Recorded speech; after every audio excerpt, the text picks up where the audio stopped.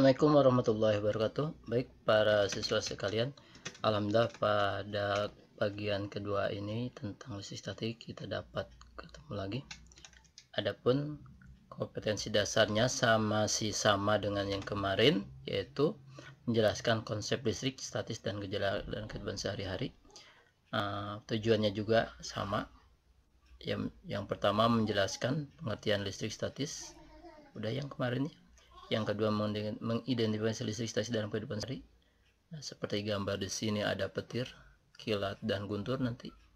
Yang selanjutnya menyebutkan fungsi listrik statis dalam kehidupan sehari-hari dan menerapkan hukum kuantum. Para siswa sekalian, kita mulai dengan pelajaran listrik statis bagian kedua ini. Yang pertama kita akan membahas medan listrik.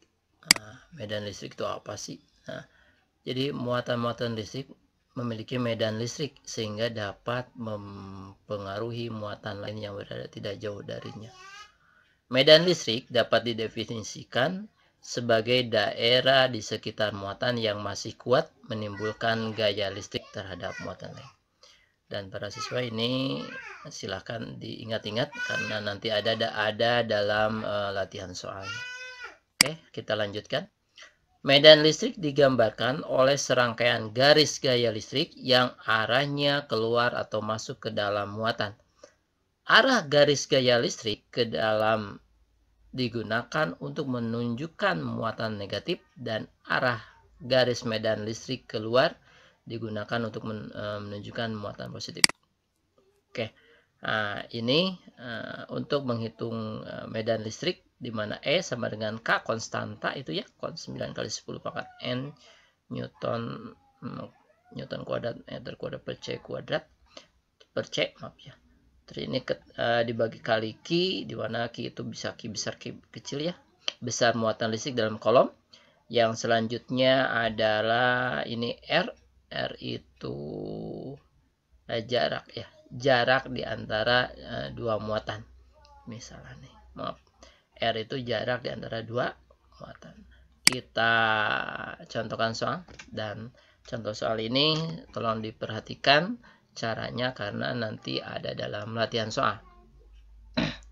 Oke, gaya kolom yang dialami kedua muatan A dan B adalah sebesar 4 kali 10 pangkat Newton. Jika besar muatan A sebesar 4 kali 10 pangkat negatif 6 kolom, dan muatan uji B sebesar 4 kali 10 pangkat negatif 12 kolom. Berapakah besar kuat medan listrik yang dirasakan muatan uji B oleh muatan A tersebut? Oke. Nah, ini diketahui ya. Dibiasakan seperti ini, besar gaya kolomnya seperti ini, besar muatannya ini ya, dimasukkan lagi 4 kali 10 pangkat negatif 6. Dan muatan B 4 kali 10 pangkat negatif 12. Ditanyakan besar kuat medan listrik. Oke, lanjut. Nah, ini berarti E sama dengan F dibagi QB ya. Dimana E-nya belum diketahui, yaitu besar kuat medan listrik. F itu gaya ya, gaya kolom yang ini 4 kali 10 pangkat negatif 4 Newton dibagi dengan QB, besar muatan B 4 kali 10 pangkat negatif 12 kolom. Maka ini hasilnya menjadi 10 pangkat 8 Newton kolom. Dari mana? Nah, dari sini ya. Ini 4 dibagi 4 berarti 1 ya. Nah, jadi ini tinggal menghasilkan 10 pangkat negatif 4 dan dibagi 10 pangkat negatif 12 Newton per kolom. Yang ini dikesinikan ya, karena sisanya yang ini saja. 10 min 4 pangkat 4 dibagi dengan 10 pangkat negatif 12. Ini menjadi 10 pangkat negatif 4. Nah, dibagi itu jadi dikurangi. Dikurangi pangkat negatif 12. Nah, ini jadi positif ya. Negatif ditambah 12 menjadi 10 pangkat 8. Jadi besar kuat medan listrik yang ditimbulkan adalah 10 pangkat 8 Newton per kolom. Oke, itu nomor 1. Nomor 2-nya, medan listrik yang dirasakan oleh muatan uji A terhadap muatan B sebesar 8 Newton kolom. Jika jarak kedua muatan tersebut adalah 3 cm. Nah, ini ada jaraknya. Berapakah besar muatan B? Oke, kita cari ya.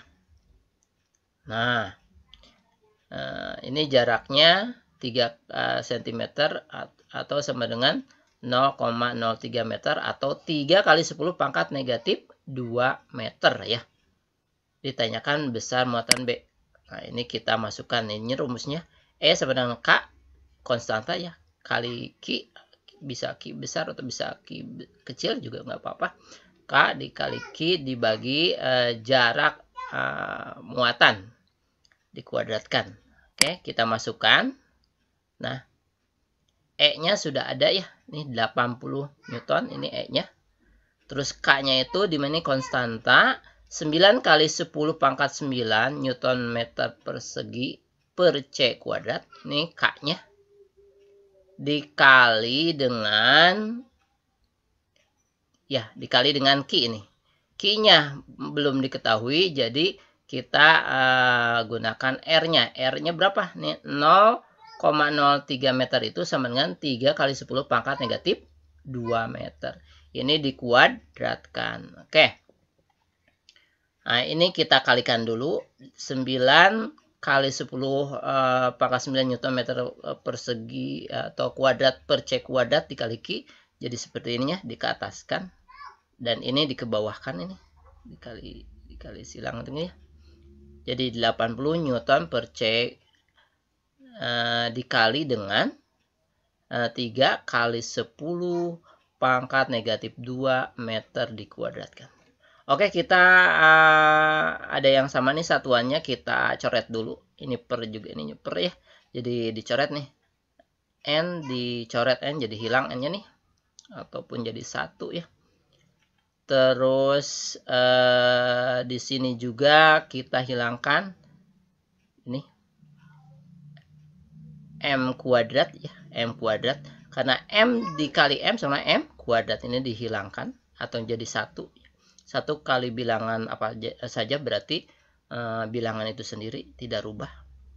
Jadi yang hilangnya nanti N dan M kuadrat. Oke. Ini masih ya 9 kali 10 pangkat 9 meter kuadrat. Meternya sudah dihilangkan ini. C kuadrat. Oke. Dikali Q. Nah, ini menjadi seperti ini.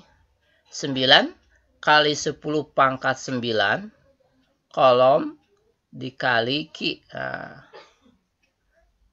karena ininya C-nya 1 ya tadi. Nah, karena C-nya jadi tidak kuadrat karena ini bisa dicoret dari sini nih. C ini 1, ternyata ini ada pangkat 2, jadi C-nya hilang. Yang bawah hilang dan yang atas tinggal 1 lagi. Oke, dilanjut ya. Ternyata ini juga ada yang sama, 9 dengan 9. Jadi 9 bagi 9, 1 kali 10 pangkat 9. Bilang itu sendiri. Ini juga sama, 80 kali 1 kali 10 pangkat 4. Bilang itu sendiri. Jadi ini menjadi 10 pangkat 9 kolom kali Q dibagi dengan 80 kali 10 pangkat negatif 4. Nah, terus kita ini kan Q-nya ke samping kiri kan, ini dibalik ya, yang atas jadi di bawah, yang bawah jadi di atas. Nah, 80 kali 10 pangkat negatif 4 dibagi 10 pangkat 9 kolom. Nah, ini jadi Q sama dengan 80 dikali 10 pangkat negatif 4 nih, 10 pangkat negatif 4, 10 pangkat negatif 4 dibagi 10 pangkat 9 itu menjadi gini, 10 pangkat negatif 4 dikurangi pangkat 9, jadi 10 negatif 4 dikurangi 9 kolom. Oke, hasilnya berarti Q-nya itu 80 kali 10 pangkat negatif 13 kolom. Itu hasilnya. Dan disederhanakan seperti ini. 80 kali 10 pangkat negatif 13 kolomnya dibuka itunya kurungnya. Dan kalau diperkecil disederhanakan lagi jadi 8 kali 10 pangkat negatif 12 kolom. Jadi besar muatan B adalah 8 kali 10 pangkat negatif 12 kolom. Tolong ininya dipahami dan nanti dalam latihan soal ada ya. Kita lanjutkan. Beda potensial dan energi listrik. Mari kita saksikan ada tayangan mungkin nantinya setelah ini. Nah, orang yang pertama kali menyatakan bahwa petir terjadi akibat adanya gejala listrik statis adalah Benjamin Franklin. Pada tahun ini, menurutnya petir adalah kilatan cahaya yang muncul akibat perpindahan muatan negatif elektron di antara awan dan awan atau antara awan dan bumi. Petir dapat terjadi karena adanya perbedaan potensial yang sangat besar antara dua awan yang berbeda atau antara awan dengan bumi, sehingga akan terjadi lompatan muatan listrik atau perpindahan elektron secara besar-besaran dari awan ke bumi atau dari awan ke awan yang lain. Tapi ada di sebuah literasi ya, ada yang mengatakan bahwa ada petir, ada guntur, dan ada kilat.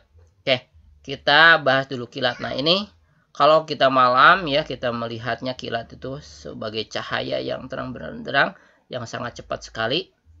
Itu namanya kilat. Terus ada yang namanya petir. Sebagian dari para ilmuwan mengatakan bahwa petir itu kilat yang sampai ke bumi, itu namanya petir. Atau lompatan-lompatan elektron ya, karena terjadi lompatan-lompatan elektron. Yang satu lagi ada guntur atau guruh. Guruh atau guntur itu adalah suara yang sangat menggelegar akibat dari perpindahan elektron tersebut. Itu menurut literasi dari buku paket yang lainnya. Oke, baik, kita lanjutkan. Petir menyambar sebuah pohon pinus yang berada di depan rumah tetangganya. Seseorang yang sedang merekam video bersama teman-temannya berteriak histeris. Sambaran petir itu membuat pohon pinus terbelah-belah dan berjatuhan. Lalu terdapat batang pohon pinus yang cukup besar mengenai atap rumah penginapan tepat di bawah pohon tersebut. Setelah beberapa menit, seseorang membuka pintu rumah dan dipastikan jika semua orang baik-baik aja, guys. Syukurlah.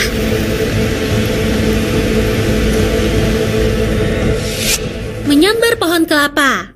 Sambaran petir yang cukup besar menyambar sebuah pohon kelapa yang berdiri tegak. Lihat aja tuh guys, terdapat dua pohon kelapa di dalam video yang bergoyang-goyang tertiup angin yang sangat kencang. Gak lama kemudian terdengar suara petir dan salah satu pohon kelapa itu tersambar. Petir yang cukup besar itu membuat pohon kelapa sampai menyala layaknya api yang menyambar. Bahkan guys, sambaran petir itu sampai mengeluarkan asap. Untungnya setelah sambaran itu, pohon kelapa tidak terbakar dan tidak mengakibatkan bahaya bagi orang-orang yang berada di dekatnya. Waduh, ngeri banget ya guys.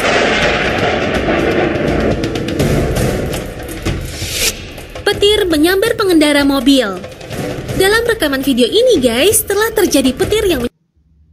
Baik, itu kejadian ya, ada yang namanya petir. Jadi di buku lain mengatakan bahwa petir itu kilat yang sampai ke bumi. Oke, kita lanjutkan. Nah, ini ada 3 buah benda ya.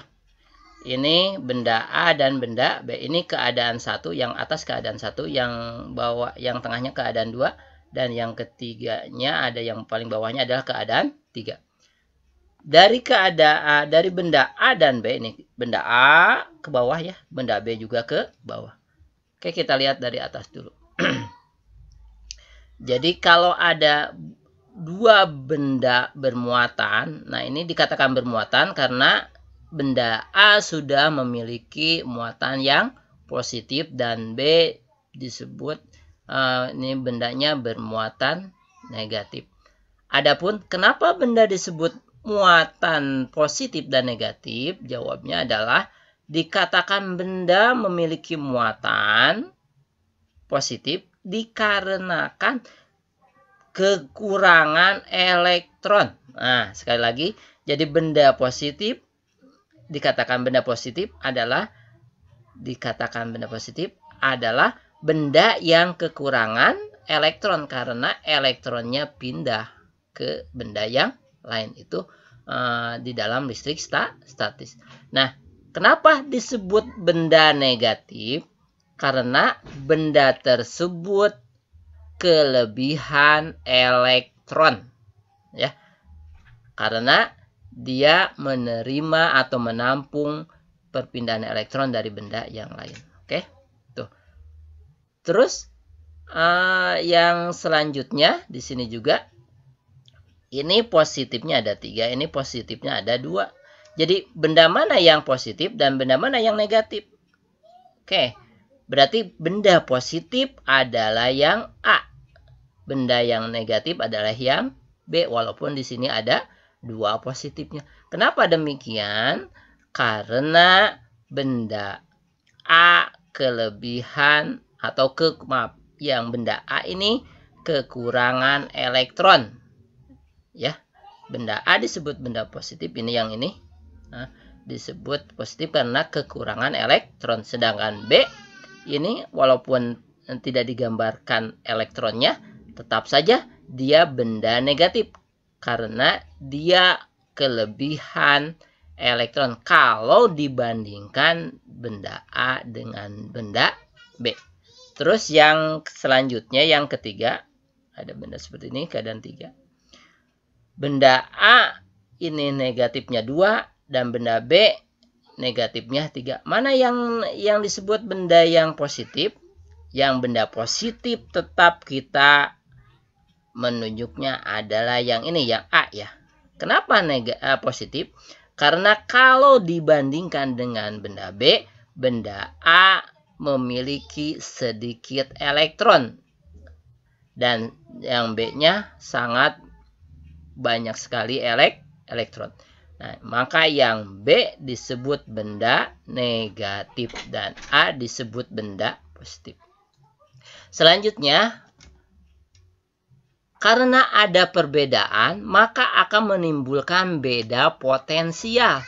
Beda potensial itu terjadi kalau ada 2 buah benda yang berbeda muatan atau tidak sama. Seperti di sini, yang A bermuatan positif dan B bermuatan negatif. Kenapa yang A disebut bermuatan positif? Sekali lagi, kita membicarakannya dalam listrik statis itu karena dia kekurangan elektron. Nah, kenapa benda B disebut negatif? Ini semuanya negatif karena benda B kelebihan elektron itu. Jadi yang A disebut potensial tinggi dan B potensial rendah karena dia kekurangan elektron. Nah, yang ini juga sama, ini potensial tinggi dan ini potensial rendah. Yang ini potensial tinggi dan yang ini potensial rendah. Yang selanjutnya adalah arah elektron, ya. Arah elektron. Arah elektron mengalir dari benda potensial rendah ke potensial tinggi, atau dari benda bermuatan negatif ke benda bermuatan positif. Itu tolong diingat. Jadi kesimpulannya, benda positif adalah benda yang kekurangan elektron. Nah, ini disebut benda A. Benda negatif adalah benda yang kelebihan elektron, benda B. Benda A potensial tinggi karena yang A itu kekurangan elektron. Dan benda B yang ini, ya, potensial rendah karena kelebihan elektron. Terus elektron mengalir dari potensial rendah ke potensial tinggi. Itu yang harus diingat. Jadi ini dasarnya dari listrik statis. Oke, kita lanjut. Nah, para siswa. Contoh soal dan pembahasan. Oke. Nih, jika ada dua benda bermuatan listrik seperti 4 gambar berikut, maka benda manakah yang memiliki beda potensial yang lebih besar? Nah, yang A atau B? Mana? Benda manakah yang memiliki beda potensial yang lebih besar? A atau B? Yang A nih. Yang A, ya ini potensial besar. Terus kalau yang B, potensi besar-besarnya yang mana? Yang B. Kenapa? Karena B kekurangan elektron, walaupun di sini digambarnya adalah proton atau positif ya. Berarti benda negatif ini kalau dibandingkan ini berarti ini positif, yang ini negatif. Nah, ini potensial tinggi, ini potensial rendah. Oke, yang C. Mana potensial tinggi? Potensial tinggi adalah yang A, karena dia kekurangan elektron, yang ini kelebihan elektron. Kalau yang D, nah ini sama, ini tidak ada bermuatan karena tidak ada perbedaan muatan, maka ini tidak ada potensial di sini karena sama. Kalau beda potensial berarti ini harus berbeda, karena sama ini bukan berarti tidak ada beda potensialnya, itu yang D. Jadi jawabannya yang A. Yang A itu adalah yang A-nya, yang C itu yang B, yang C yang ini adalah yang A, itu potensial tinggi. Oke.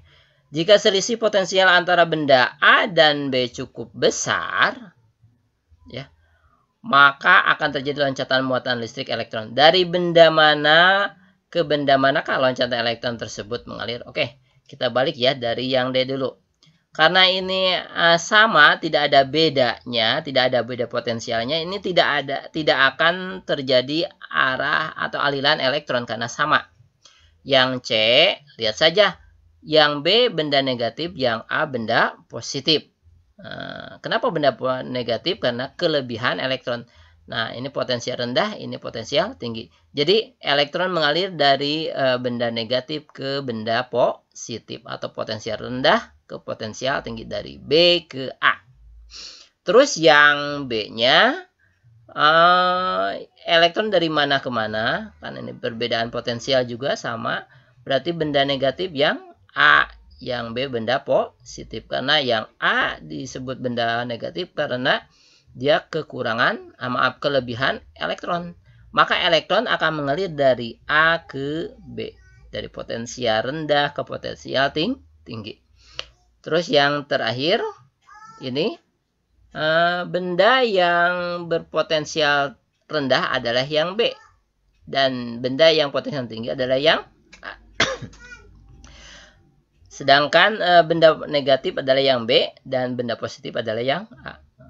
Oke, arah elektronnya adalah dari B ke A. Ya. Yang ketiga, apa yang terjadi apabila benda A dan B memiliki elektron yang sama? Apakah ada perpindahan elektron? Nah, seperti yang ini ya. Tidak ada beda potensial, maka tidak akan ada aliran. Aliran itu akan terjadi kalau ada perbedaan. Demikian, mudah-mudahan bisa dipahami dan bisa mengerjakan soalnya. Baik, para siswa, kita masuk ke soal. Nah, soal. Kita ke sini ya. Oke, muatan-muatan listrik yang mempengaruhi muatan lain yang berada tidak jauh darinya. Daerah di sekitar muatan yang masih menimbulkan gaya listrik terhadap muatan lain dapat disebut sebagai medan listrik. Oke. Nomor 2, gaya kolom yang dialami kedua muatan A dan B adalah sebesar 4 kali 10 pangkat negatif 4 Newton. Jika besar muatan A sebesar 4 kali 10 pangkat negatif C dan B adalah 4 kali 10 pangkat negatif 12 C, berapakah kuat medan listrik? Yang dijelaskan oleh UJB. Ini sudah dijelaskan tadi ya. Pas pertama jadi jawabannya yang D. Yang ini muatan listrik ini juga sudah dijelaskan tadi. Nah, contoh soalnya jawabannya adalah yang C, 8 kali 10 pangkat negatif 12 kolom. Yang ini suatu kejadian disebabkan adanya perbedaan potensial yang sangat besar antara dua awan yang berbeda antara awan dengan bumi, sehingga akan terjadi lompatan muatan listrik atau perpindahan elektron secara besar-besaran dari awan ke bumi atau dari awan ke awan lainnya, disebut petir ini ya. Yang selanjutnya ketika malam, nah ini dalam keadaan mendung, biasanya di kejauhan kelihatan kilatan cahaya yang datang ya dari awan satu ke awan lainnya. Ada kalanya menuju bumi. Hal demikian merupakan sebuah fenomena alam yang sering terjadi secara lumrah. Kejadian itu biasanya disebut kilat. Oke. Yang nomor 6, ketika hujan besar ataupun kecil, suara yang menggelegar disebut guntur atau guruh. Nah, ini untuk jawaban nomor 7 sampai 10 soalnya. Manakah benda yang berpotensi rendah? Adalah yang B. Kenapa? Tadi sudah dijelaskan ya. Terus manakah benda yang berpotensial tinggi? Yang A. Terus yang 9, dari manakah aliran elektron terjadi? Nah, dari potensial rendah ke potensial tinggi, dari B ke A. Jadi jawabannya adalah yang B. Yang C nih, dari potensial rendah ke potensial rendah nggak bisa ya, karena sama. Oke, yang terakhir, kenapa benda B disebut sebagai benda negatif padahal gambarnya positif? Ada 2 ya. Nah, ini positif ada 2. Kenapa? Karena benda A lebih sedikit elektronnya jika dibandingkan benda B. Jadi kita membicarakan elektron kalau dalam listrik statik. Demikian, mudah-mudahan ada manfaatnya. Terima kasih. Assalamualaikum warahmatullahi wabarakatuh.